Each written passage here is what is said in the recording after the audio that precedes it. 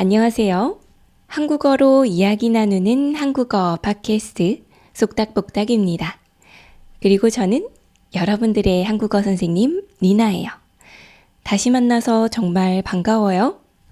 다들 저번 주 별일 없이 잘 지냈나요? 저도 잘 지냈습니다. 감기가 막 낫고 나니까 몸이 아직 좀 피곤하긴 하더라고요. 그래서 잠도 엄청 자고 좀 많이 쉬었는데 그래도 그러고 나니까 몸이 한결 가뿐해졌어요. 그래서 앞으로 제가 하고 싶었던 일들도 많이 더 하고 여러분들도 더 많이 만날 수 있으면 좋겠어요. 자, 그래서 우리 저번 주에 결혼 준비 문화에 대해서 이야기한 다음에 이번 주에는 한국의 결혼식 당일에 대해서 이야기하기로 했었죠. 그래서 오늘 이렇게 웨딩 베일도 한번 쓰고 와봤습니다. 저번 주에 한국의 웨딩 촬영 이야기하면서 제 사진들도 좀 보여드렸었는데 기억이 나시나요? 그때 제가 웨딩 촬영하면서 썼던 베일입니다. 좀 길다란 그런 제대로 된 베일도 썼었는데 그냥 짧은 작은 소품으로 쓸 수 있는 베일도 제가 사서 챙겨갔었어요. 근데 그때 쓰고 나서 이게 워낙 저렴한 베일이다 보니까 중고로 팔기도 애매하고 버리기에는 왠지 아까워서 가지고 있었거든요. 근데 이렇게 팟캐스트에서 결혼식 이야기를 하게 되니까 이거를 활용해보면 좋겠다 하는 생각이 들더라고요. 그래서 오늘 이렇게 베일을 쓰고 안에는 하얀 원피스도 입고 왔습니다. 결혼식 이야기를 하니까 이렇게 결혼식 분위기를 내보는 것도 좋을 것 같아요. 자, 그래서 오늘은 바로 한국의 결혼식 당일에 대해서 이야기를 할 건데요. 제 생각에는 아마 이 결혼식들이 다른 나라들도 좀 비슷비슷할 것 같아요. 여자는 하얀색 웨딩드레스를 입고 남자는 검정색 턱시도, 정장 같은 걸 입겠죠. 근데 약간의 디테일들은 좀 다를 수가 있어요. 그리고 이런 디테일들을 보다 보면 한국인들이 어떤 것들을 중요하게 생각하는지도 알 수가 있죠. 그래서 오늘은 한국의 결혼식 당일에 어떤 일들이 일어나는지 하나하나 차근차근 이야기를 해보려고 합니다.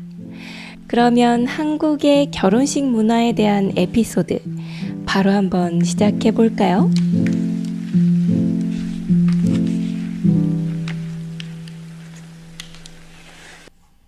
한국은 웨딩홀에 돈을 내고 웨딩홀을 대여해서 결혼식을 올립니다. 웨딩홀은 영어고 한자로 하면 예식장이라고 할 수 있어요. 웨딩홀이라고 부르기도 하고 예식장이라고 하기도 하고 좀 더 줄여서 그냥 식장이라고 말하기도 해요. 그래서 결혼하는 사람에게 식장이 어디에 있어? 웨딩홀은 어디야? 이런 식으로 질문을 할 수가 있겠죠. 어떤 나라들은 넓은 정원 같은 곳이나 집에서 결혼식을 올리기도 하죠. 근데 한국은 솔직히 그러기가 어려워요. 한국인들은 서울에 많이 모여서 살잖아요. 그래서 집들도 가까이에 모여 있기 때문에 집에서 시끄러운 파티 같은 건 절대로 할 수가 없습니다. 그리고 결혼식을 하기 위한 좋은 넓은 공간도 그렇게 흔하지가 않아요. 물론 서울 바깥으로 나가면 그런 공간들이 있겠죠. 근데 그러면 초대받은 사람들이 결혼식장에 오기가 힘들어져요. 저번 시간에도 말씀을 드렸지만 한국인들은 결혼식에 사람들을 많이 초대한다고 했잖아요. 물론 사람들을 덜 초대하고 가까운 가족들만 부른다면 이런 결혼식을 할 수 있을 수도 있어요. 예를 들어서 연예인 원빈 씨와 이나영 씨가 결혼할 때 이런 식으로 결혼을 했습니다. 서울에서 먼 곳에 있는 강원도 밀밭에서 결혼식을 올렸어요. 아주 가까운 친척 같은 손님들만 불러서 작은 결혼식을 올렸대요. 이렇게 연예인들이나 특별한 사연이 있는 사람들은 아주 작은 결혼식을 올리기도 합니다. 그럴 때에는 이런 넓은 공간을 빌려서 야외 결혼식을 할 수도 있겠죠. 근데 사실 일반인들은 이런 결혼식을 하기가 좀 힘들어요. 생각해보면 요즘 결혼을 하는 나이대의 사람들은 어쩌면 그렇게 손님들을 많이 받을 필요가 없다고 생각할 수도 있어요. 근데 요즘 결혼하는 사람들의 부모님들은 아닐 수도 있어요. 왜냐면 이 부모님들은 부모님들의 친구들의 자녀들이 결혼할 때 이 결혼식에 가서 축의금들을 이미 많이 냈거든요. 축의금이라는 건 결혼을 축하할 때 내는 돈이라고 말했죠. 그렇기 때문에 자신들의 자녀들이 결혼할 때에도 손님들을 많이 부르고 싶어 해요. 부모님이 이런 걸 원하시면 손님들을 덜 부르는 작은 결혼식을 하기가 좀 힘들겠죠? 이렇게 손님들을 많이 부르기 때문에 아주 가깝지 않은 사람들이 결혼식에 올 때도 있어요. 그렇게 되면 가깝지도 않은 손님을 부르는데 먼 곳으로 부르기는 너무 미안하잖아요. 그래서 이런 손님들이 오기 편한 도시 속에 있는 웨딩홀을 많이 대여합니다. 근데 이렇게 도심 속에 웨딩홀이 있으면 아무래도 비쌀 수밖에 없겠죠. 그래서 한국인들은 예식장을 짧게 빌려서 20분 만에 금방 결혼식을 올립니다. 자, 그러면 이 20분짜리 한국의 결혼식이 어떤 식으로 진행되는지 하나씩 차근히 이야기해 볼까요? 먼저 신랑 신부와 혼주들은 결혼식장에 가기 전에 메이크업샵에서 메이크업을 받습니다. 혼주는 신랑 신부의 부모님들이라고 했죠. 신랑 신부, 혼주까지 모두 다 메이크업을 받아요. 헤어 세팅도 받고요. 옷도 다 갈아입습니다. 그 다음에 결혼식장으로 다 같이 이동해요. 이렇게 결혼식장에 도착을 하면요. 신랑과 혼주들은 결혼식장 입구에서 손님들을 맞이해요. 이렇게 결혼식장에 오는 손님들을 부르는 말이 특별하게 따로 있어요. 이건 바로 하객입니다. 한자로 축하한다는 뜻의 하, 그리고 손님이라는 뜻의 객을 써서 하객이라고 말해요. 그러니까 하객은 축하하기 위해 모인 손님들이라는 뜻이죠.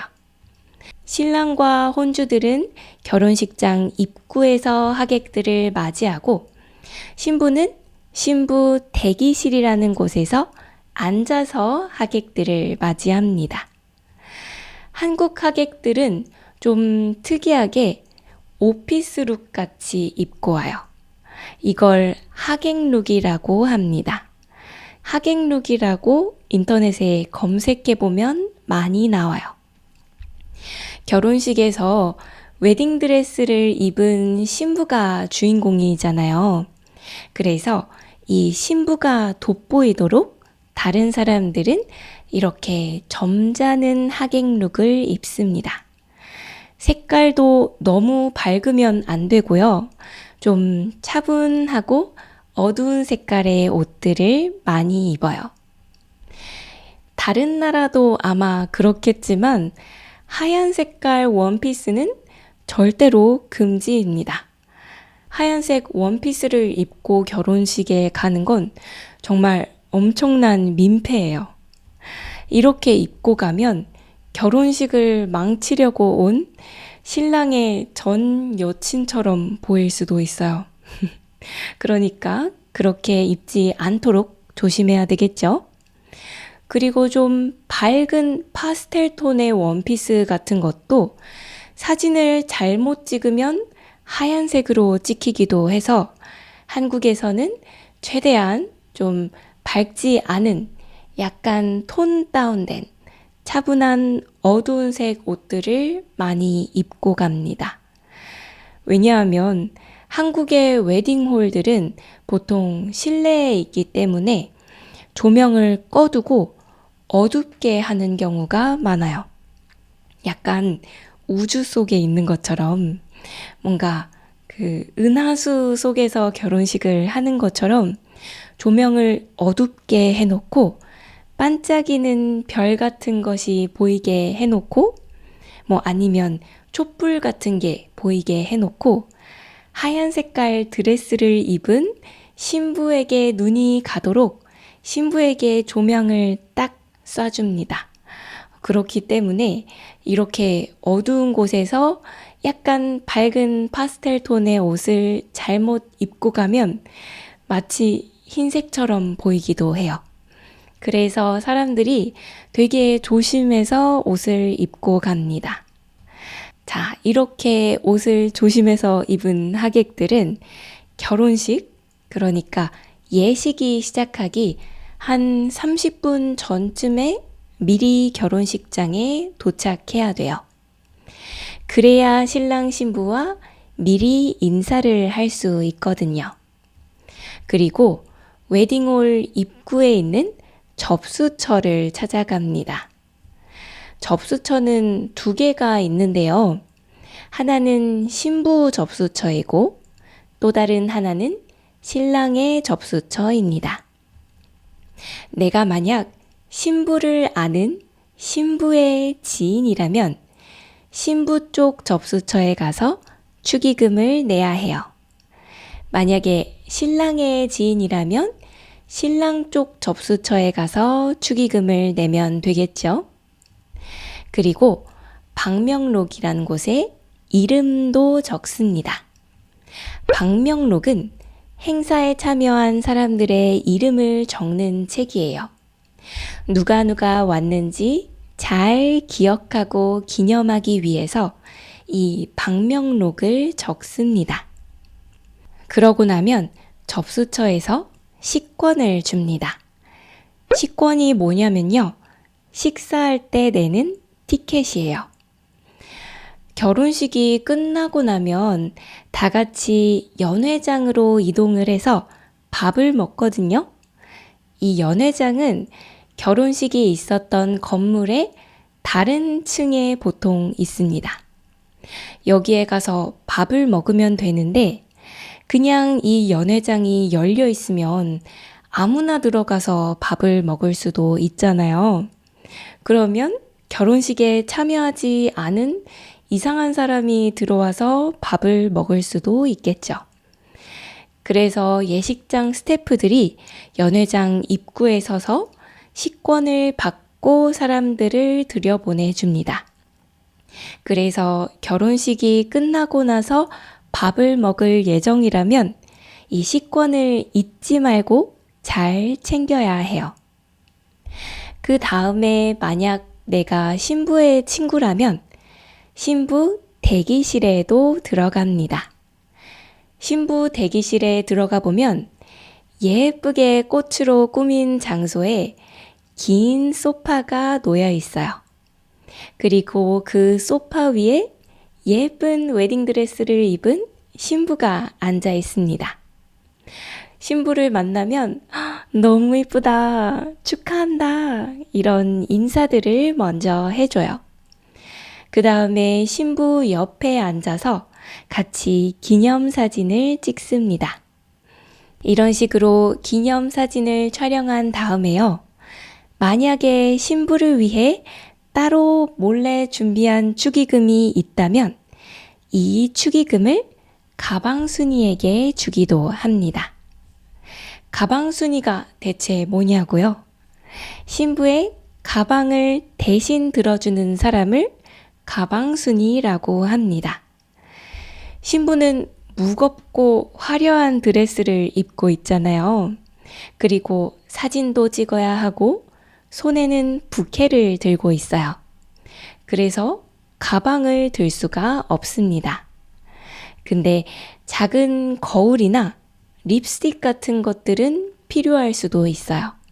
뭐 냅킨이나 티슈 같은 게 필요할 수도 있겠죠. 그래서 이 가방순이가 신부의 가방을 대신 들고서 옆에 서 있습니다. 아무래도 사진 촬영을 해야 되니까 바로 옆에 서 있는 건 아니고 조금 떨어진 곳에 서 있어요. 신부 대기실에 가서 이렇게 주변을 두리번 하고 있으면요. 가방순이가 누구인지 알 수 있어요. 도리, 순이에 대해서도 여러분 다들 알고 있나요? 어떤 특징이 있는 사람들을 귀엽게 말할 때 쓰는 말이에요. 어떤 단어 뒤에다가 도리 또는 순이라는 말을 붙여서 사용합니다. 남자는 도리이고 여자는 순이에요. 예를 들어서 집에 있는 걸 좋아하는 사람들을 말할 때 집에 있는 걸 좋아하는 남자는 집돌이, 여자는 집순이라고 불러요. 또 다른 예를 하나 더 들어보자면 게임을 좋아하는 사람을 이야기할 때도 남자는 겜돌이, 여자는 겜순이라고 합니다. 그러니까 가방순이라면 가방을 들어주는 여자라는 뜻이겠죠. 보통은 신부와 가장 친한 친구나 자매가 이 가방순이를 해줍니다. 신부의 물건들도 들어주고 신부가 필요한 게 있다면 도와줘야 해요. 신부가 이것 좀 해줘 하면 그걸 다 해줘야 합니다. 이렇게 뭔가 시키는 걸 심부름이라고 하죠. 자그마한 것들을 자꾸자꾸 시키면 이걸 잔심부름이라고 합니다. 신부의 잔심부름도 다 들어줘야 해요. 그리고 신부에게 몰래 주는 축의금도 다 맡아줘야 합니다. 그러니까 이 가방순이는 정말로 믿음직한 사람, 신부가 잘 알고 신부가 믿을 수 있는 사람에게만 시키겠죠. 이 가방순이에게 방금 몰래 축의금을 주기도 한다고 했잖아요. 아니, 축의금은 접수처에 준다고 했는데 가방순이에게도 축의금을 따로 줘야 하나? 왜 그렇지? 이런 생각이 들 것 같아요. 왜냐하면 보통 접수처에 축의금을 내면 이 축의금들은 일단 혼주들의 손에 들어갑니다. 혼주라는 건 아까부터 이야기했지만 신랑 신부의 부모님이죠. 이 혼주들이 일단은 축의금을 가져가는 경우가 많아요. 옛날에 결혼식은 혼주들이 다 열었다고 했잖아요. 그래서 자연스럽게 여기서 모인 축의금들도 혼주들이 다 가지고 갔습니다. 지금은 신랑 신부가 결혼식을 준비할 수도 있겠죠. 근데 만약에 혼주들이 많이 도와줬다면 혼주들에게 이 축의금들을 대부분 줘야 할 수도 있어요. 혼주들이 결혼식을 많이 도와줬다면 축의금을 주는 것도 괜찮은 방법일 수도 있겠죠. 근데 어떤 혼주들은 결혼식을 많이 도와주지도 않았으면서 이 축의금들을 다 가져가고 싶어 하기도 해요. 부모들은 자식들에게 다 해줄 것 같지만 어떤 부모들은 자식들이 내 거라고 생각을 해서 자식들의 물건들도 내 거라고 생각하기도 해요. 만약에 내 친구인 신랑 신부의 부모님이 좀 이런 성격이라면, 그리고 이런 사실을 미리 알고 있었다면 축의금을 몰래 빼서 신랑 신부에게만 주고 싶을 수도 있어요. 그럴 경우에는 이 가방순이에게 몰래 축의금을 전달합니다. 물론 식권을 받아야 하니까 그 축의금 중에 약간은 접수처에 낼 수도 있어요. 약간은 접수처에다 내고, 그리고 대부분의 축의금은 신부의 가방순이에게 쏙 몰래 전달을 하는 거죠. 근데 사실 이렇게 가방순이에게까지 축의금을 주는 경우는 그렇게 많지는 않아요. 가방순이에게 따로 축의금을 주는 경우는 정말 그 신부와 많이 친한 경우입니다. 그럴 때에만 축의금을 좀 많이 내고, 그렇기 때문에 신랑 신부에게 몰래 따로 줄 축의금도 있는 거죠. 여러분들의 나라에도 이런 가방순이 같은 게 있나요? 한국 말고 다른 곳에도 이런 문화가 있을지 궁금하네요. 이런 식으로 하객들을 다 맞이하고 나면 이제 결혼식이 시작됩니다. 결혼식이 시작하기 전에 사회자가 하객들에게 안내를 해요. 이제부터 곧 결혼식이 시작되니까 자리에 앉으라고 안내를 합니다. 그리고 결혼식이 시작되면 사회자가 이 결혼식에 대해서 살짝 소개를 해줘요. 만약에 신랑 신부가 재미있는 동영상을 찍었다면 그 동영상을 틀어주기도 합니다. 그러고 나서 신랑 신부가 입장하기 전에 먼저 양가의 어머니들이 입장해요. 곱게 혼주 한복을 입은 어머님들이 손을 꼭 잡고 버진로드를 걸어서 입장합니다. 푸른 계열의 한복을 입은 분이 남편, 신랑 쪽의 어머니예요. 그리고 붉은 계열의 한복을 입은 분이 신부 아내 쪽의 어머니입니다. 푸른 계열, 붉은 계열이라고 하는 건 푸른색 비슷한 색, 그리고 붉은색 비슷한 색이라는 거예요. 그러니까 혼주들이 꼭 파랗고 빨간색 한복을 입는 건 아닙니다. 파란 색깔 계열의 한복, 그리고 빨간 색깔 계열의 한복을 입어요. 요즘은 연한 파스텔 톤이 인기가 많아서요. 하늘색이랑 분홍색을 입는 혼주분들이 많습니다. 초록색과 주황색? 이런 식으로 입을 수도 있겠죠. 약간 차가운 계열의 색과 따뜻한 계열의 색이면 됩니다. 저희 시어머니도 제가 결혼할 때 한복을 입어봤는데 초록 색깔 한복이 너무 잘 어울리시는 거예요. 그래서 제가 결혼할 때 저희 시어머니께서 초록 색깔 혼주 한복을 입으셨습니다. 양가의 부모님이 이렇게 입장을 하고 나면요, 단상 위로 올라갑니다. 그냥 우리가 있는 바닥보다 한층 더 높이 돼 있는 게 단상이에요. 약간 무대 같은 곳이라고 할 수도 있겠죠? 이렇게 단상 위에 올라가면 거기에 테이블이 있어요. 그 테이블에 초가 꽂아져 있거든요.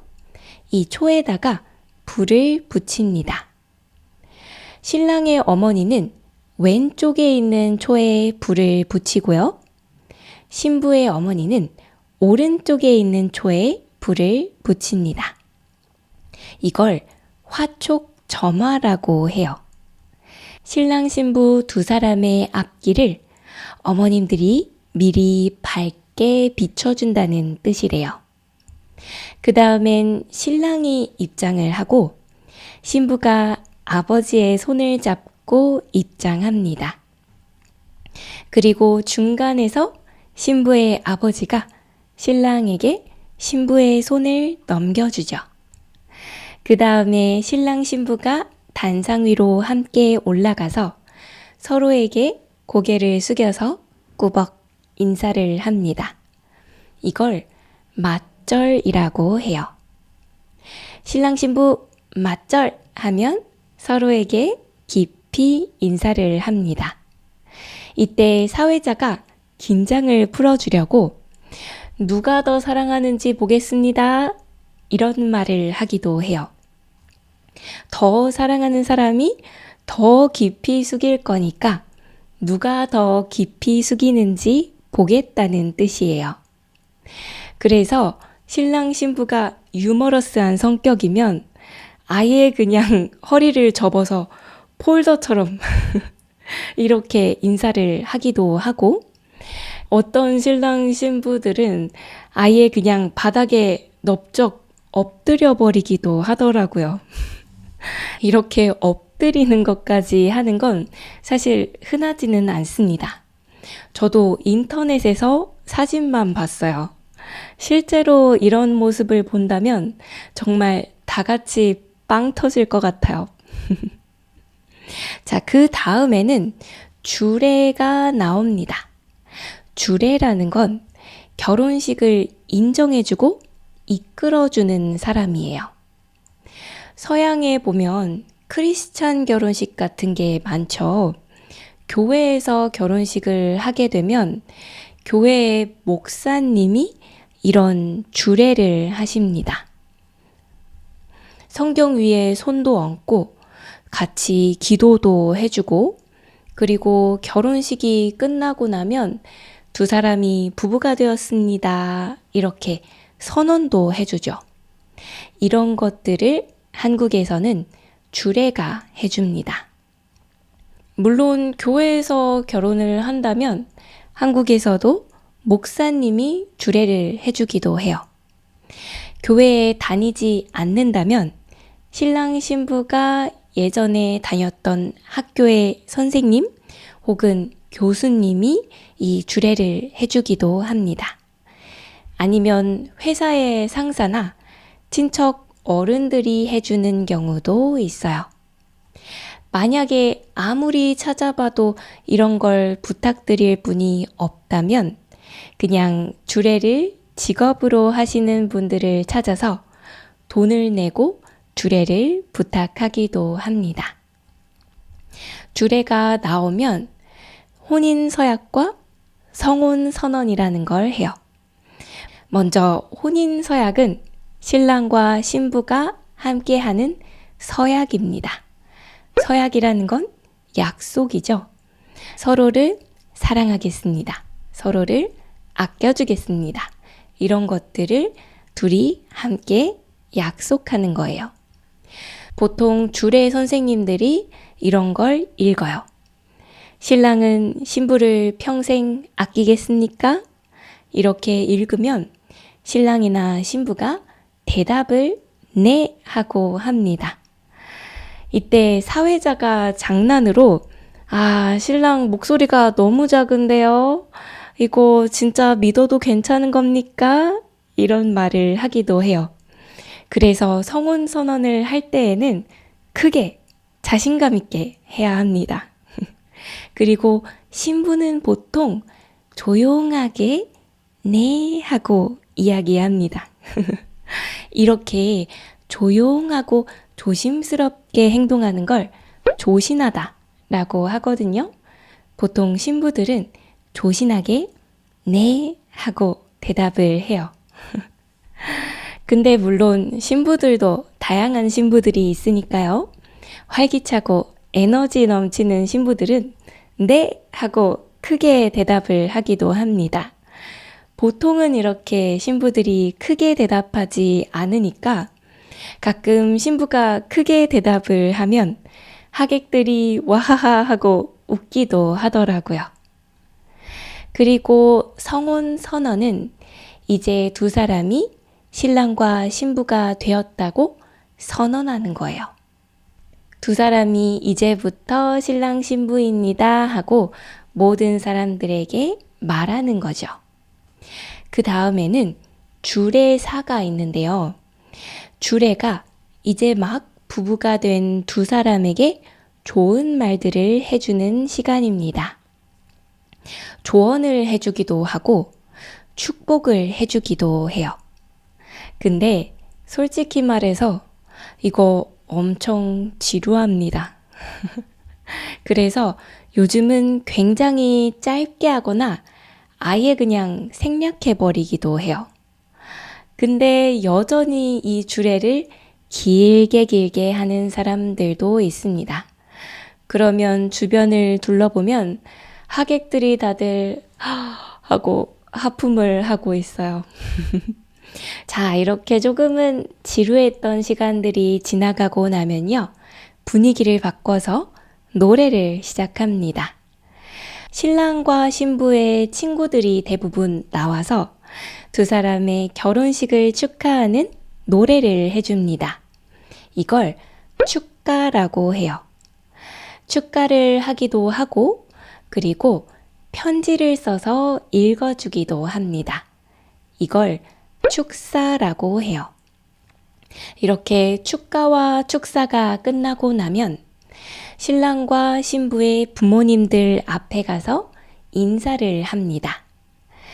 신랑은 바닥에 넙죽 엎드려서 큰절을 하고요.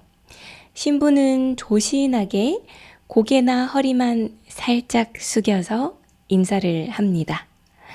보통 신부는 큰 드레스를 입고 있기도 하고 또 이렇게 가슴 쪽이 살짝 파여있는 드레스를 입기도 하잖아요. 그래서 이 가슴 부분이 보이지 않게끔 조신하게 손으로 가슴 부분을 이렇게 잡고 그리고 부케를 들고 살짝만 숙여서 인사합니다. 아, 근데 여기에서 재미있는 에피소드가 하나 있어서 소개를 해드릴게요. 예전에 한 국제 커플이 결혼을 했다고 하는데요. 신랑이 한국인이었고 신부가 외국인이었대요. 근데 이 외국인인 신부는 한국의 결혼식에 대해서 잘 몰랐겠죠. 그래서 결혼식을 하는 웨딩홀의 스태프가 신부에게 이렇게 말했대요. 신부님, 너무 긴장하지 마시고요. 그냥 신랑님 하시는 거 따라 하시면 됩니다. 그래서 신부도 그냥 별 생각 없이 신랑이 하는 걸 보고 다 따라했대요. 별 문제가 없었는데요. 이렇게 부모님들에게 인사할 때 약간의 문제가 생겼습니다. 신랑은 엎드려서 큰절을 하고 신부는 조신하게 허리만 살짝 숙여서 인사한다고 했잖아요. 근데 이거를 신부가 몰랐으니까 신랑을 따라서 넙죽 그냥 바닥에 엎드려서 절을 해버렸대요. 뭐 이렇게 절을 한다고 해서 큰일이 생기는 건 아닌데요. 보통 드레스를 입고 있으면 절을 하려고 엎드리면 일어나기가 힘들어요. 그래서 아마 스태프들이 다 달려와서 일어나는 걸 도와줬을 거예요. 그리고 하객들이랑 부모님들도 깜짝 놀랐을 겁니다. 뭐 귀여운 실수죠. 이것도 다 지나고 나서는 굉장히 즐거운 추억이 되었을 것 같아요. 어쨌든 이렇게 부모님들에게 인사를 드릴 때에는 굉장히 슬픈 노래를 깔아줍니다. 결혼식이라는 건 즐거운 일이기는 한데 결혼식을 할 때에는 부모님을 떠나서 둘이 함께 살게 되잖아요. 그러니까 부모님들이랑 약간의 이별을 하게 되는 거일 수도 있어요. 그래서 즐거운 일이기도 하면서 약간은 슬픈 부분도 있는 그런 거라서 신랑 신부나 부모님들이 이때 살짝 눈물을 보이기도 합니다. 그 다음에는 가운데에 서서 신랑 신부가 하객들에게 인사를 하고 퇴장을 해요. 이렇게 하면 결혼식이 마무리됩니다.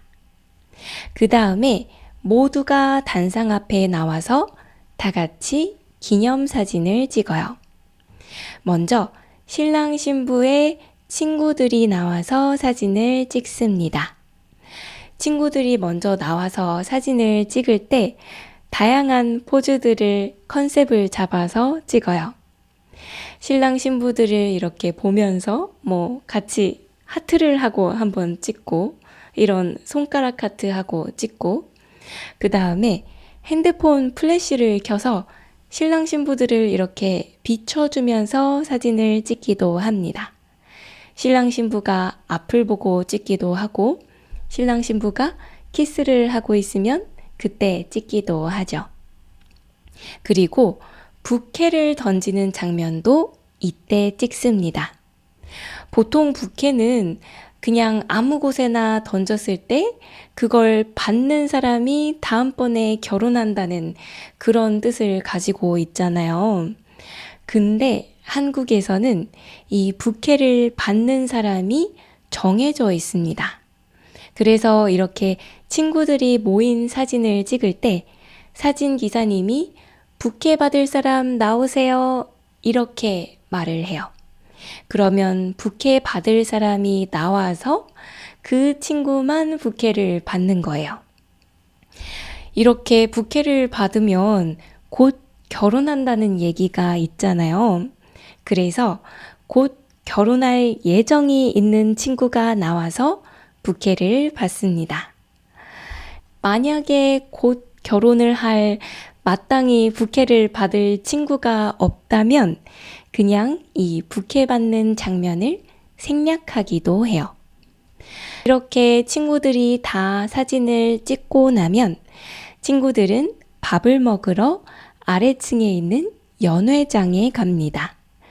그리고 신랑 신부의 가족들이 나와서 사진을 찍어요. 이렇게 다 같이 사진을 찍고 나면 가족들도 밥을 먹으러 연회장으로 이동합니다. 연회장에 있는 음식들은 대부분 뷔페예요. 마음에 드는 음식들을 내가 원하는 만큼 담아서 내 자리에 가서 식사를 하면 돼요. 일본의 결혼식 같은 경우에는 하객들의 자기만의 자리가 있다고 들었는데 한국은 그렇지는 않아요. 마치 식당에 간 것처럼 그냥 비어있는 자리에 앉아서 거기서 식사를 하면 됩니다. 먼저 자리를 잡는 게 좋거든요. 그래서 비어있는 테이블에 비어있는 의자에다가 내 가방 같은 소지품을 놓습니다. 가방을 놓거나 외투 같은 걸 걸쳐 놓기도 해요. 그리고 밥을 받으러 뷔페로 갑니다. 가서 밥을 받아서 편하게 먹으면 돼요. 이 뷔페의 음식들은 정말 다양한데 그 중에서도 특히 빼먹을 수 없는 게 있습니다. 바로 국수예요. 옛날에는 한국에서 잔치를 할 때 꼭 국수를 먹었다고 하더라고요. 그래서 멸치로 육수를 낸 한국의 전통 국수를 잔치국수라고 불러요. 결혼식도 정말 큰 잔치잖아요. 그래서 이때 국수를 참 많이 먹었습니다. 국수는 밀가루로 얇게 면을 만들어야 하잖아요. 그래서 옛날에는 국수를 만들기가 힘들었대요. 그래서 그때는 국수가 참 고급 요리였습니다. 요즘도 결혼식을 언제 하냐고 물어볼 때 그냥 결혼식 언제 해? 이럴 수도 있지만 국수는 언제 먹여줄 거야? 이런 식으로 말하기도 해요.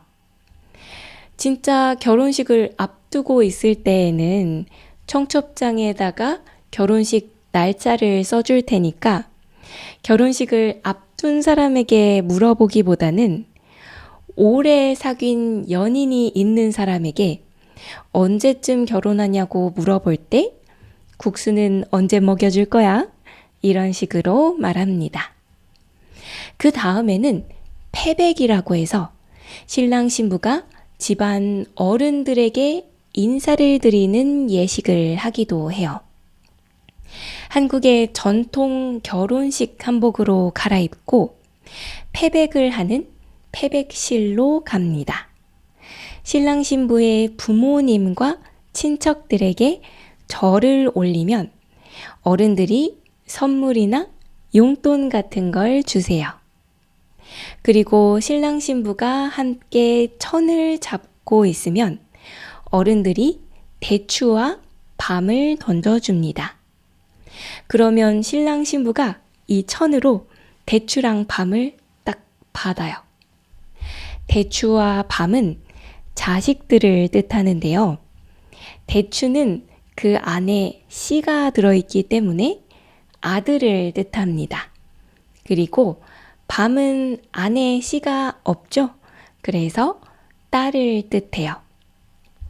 아들, 딸을 많이 낳으라는 뜻으로 대추랑 밤을 던져줍니다. 이 패백을 요즘은 많이 생략하기도 하는데요. 만약에 부모님들이 꼭 하고 싶다고 하시면 패백을 하기도 합니다.